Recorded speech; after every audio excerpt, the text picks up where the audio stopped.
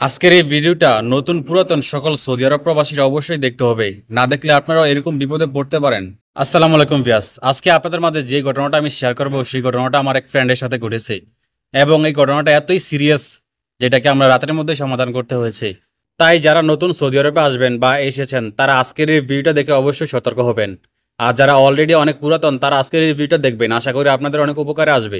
এখন চলুন আপনাদের মাঝে মূল ঘটনাটা শেয়ার করি। ঘটনা হচ্ছে, আমার এক ফ্রেন্ড এক সাপ্লাই কোম্পানির মধ্যে জয়েন্ট হয় এবং সাপ্লাই কোম্পানির এক মাছরি এসে তাকে বলে যে তোমার একটু কাজ আছে আকামার, বা তোমার স্যালারি একটা কিছু করতে হবে, তুমি একটু আমার সাথে আসো। এবং তাকে সাথে করে নিয়ে যায়। নিয়ে যাওয়ার পরে তার থেকে মোবাইলটা নেয়, যে বলে তোমার আকামার একটু কাজ আছে, তোমার মোবাইলটা একটু দাও। এবং সে মোবাইলটা তার কাছ থেকে নিয়ে নেয়।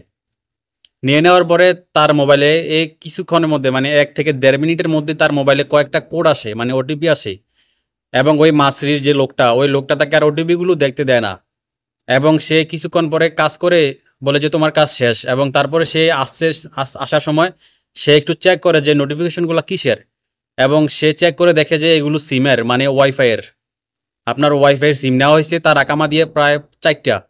এবং সেটা ঘাবড়ে যায়, ঘাবড়ে এসে আমাদের সাথে কান্না করতে থাকে। তারপরে এই বিষয়টা আমাদের এক বড় ভাইয়ের সাথে আমরা শেয়ার করি এবং বড় ভাই বলে যে এটা খুবই সেন্সিটিভ একটা বিষয়, এটাকে আজকের মধ্যে সমাধান করতে হবে। তারপর আমরা সেই ওই মাছের লোকটাকে খুঁজে বের করি এবং আমাদের বড় ভাই তাকে খুঁজে বের করে। এবং সে আমাদের বড় ভাইকে অফার দেয়, শেষ পর্যন্ত আমাদের বড় ভাইকে অফার দেয় যে আপনাকে আমি কিছু টাকা দেবো, এটা ছেড়ে দেন আপনি। তারপর বলে না, এটা আমাদের দেশের লোক, আমার সমাধান করতে হবে। তারপরে আমরা রাতারাতির মধ্যে এটা আমরা যেই সিম কোম্পানির অফিসে যাই এবং অফিসে যাওয়ার সময় এই সিমগুলো বন্ধ করি। তো যারা বর্তমানে নতুন সৌদি আরবে আছেন কিংবা পুরাতন, তারা অবশ্যই সতর্ক হবেন। আপনার মোবাইল আপনি সহজে কারো কাছে দিবেন না, অবশ্যই দেওয়ার সময় চেক করে নেবেন। যদি কোনো ওটিপি আসে সেটা আপনি নিজে দিবেন, কারো কাছে মোবাইল দিবেন না।